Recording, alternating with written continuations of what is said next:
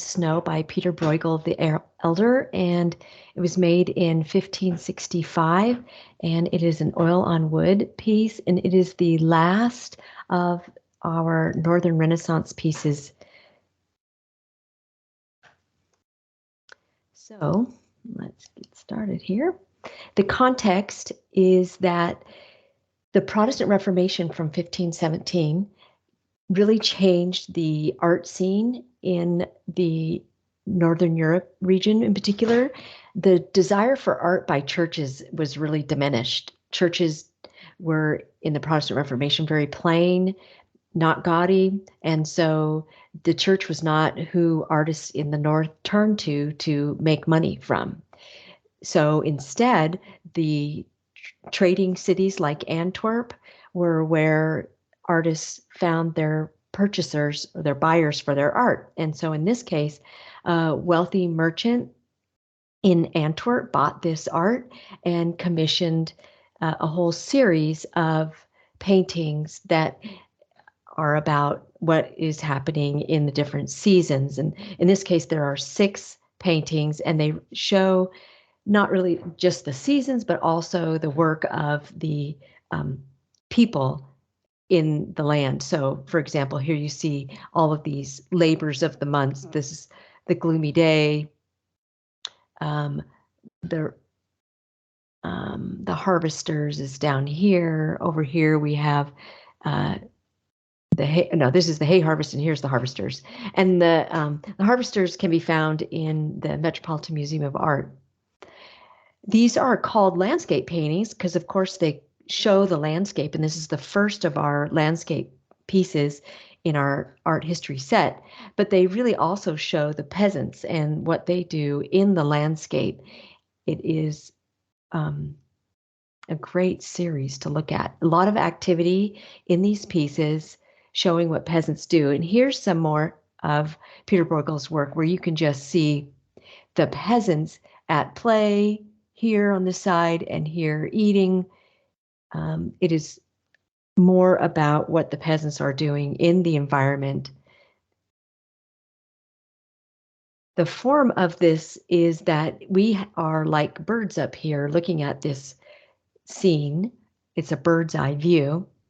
And we can see that although it looks like there's a lot of activity going on, and there is, the colors are pretty limited. There are browns that we see in the hunters and the dogs and the buildings back here, and that carry on through the town into the valley out here with brown.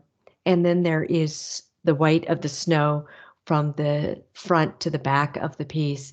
And then there is this blue-green color that is this frozen pond ice. Looks like to be maybe a canal back here, same color. And then the sky is that color also. So that repetition of color provides unity for this piece. And there are multiple ways that we get depth in this. One is that you can see the hunters here at the very forefront. They're much larger than the people playing here around on the ice, who are almost like dots. That creates depth, that varying size. And then we have these lines of houses, and I don't know that I would call it linear perspective. I would more just say that these lines just create some depth. But we have a line of the houses here. We have the line of the trees taking us into the piece. And then you can see kind of the line edge of the pond and trees down here that takes us down into the valley.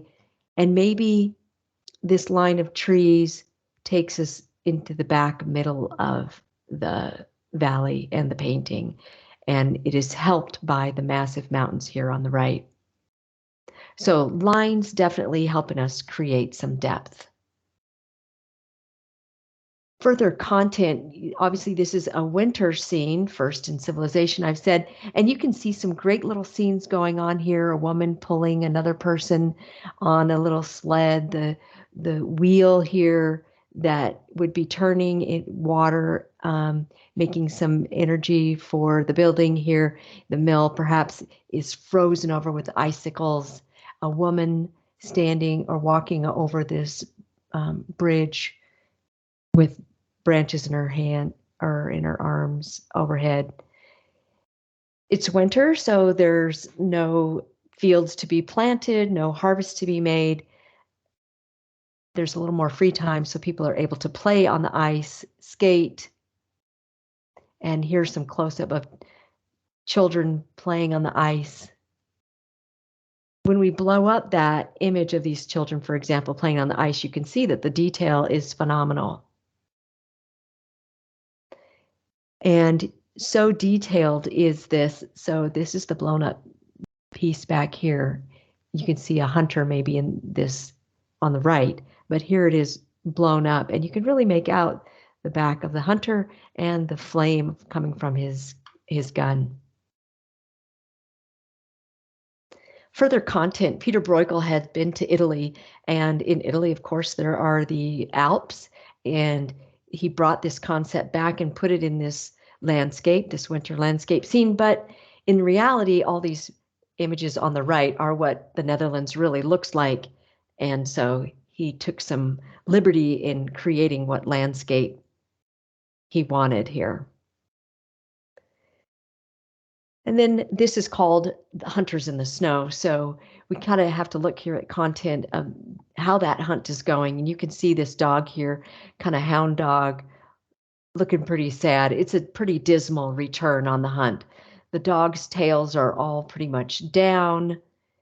And the hunters, look, they're kind of trudging through the snow. They're bent a bit. Their catch is just right here, one fox. So a pretty dismal hunt. I read one assessment about this hanging sign up here on the inn, and that sign allegedly is perhaps the patron saint of hunts, and no wonder the hunt went so bad. This sign is not looking so good either. That's just one idea. At any rate, hunters not having some great return, and here are people in the background we think who are getting ready to do a hog butchering. So lots of activity in this piece. Hunters in the Snow by Peter Bruegel the Elder, oil on wood, lots and lots of detail as Northern Renaissance art would have.